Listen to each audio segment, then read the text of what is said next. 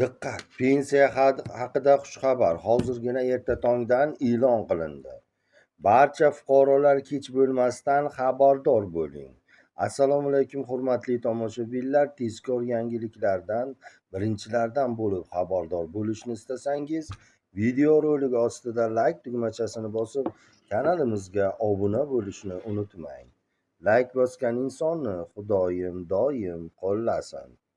Diqqat! Endi yoshga doir pensiya fuqaroning murojaatisiz tayinlanadi.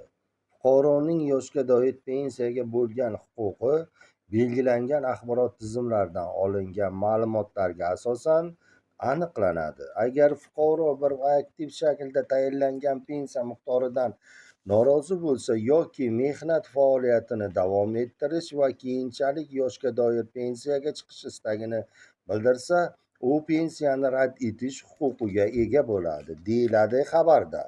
Hurmatli tomoshabinlar, xabarimiz keng tarqalishi uchun like bosishni unutmang.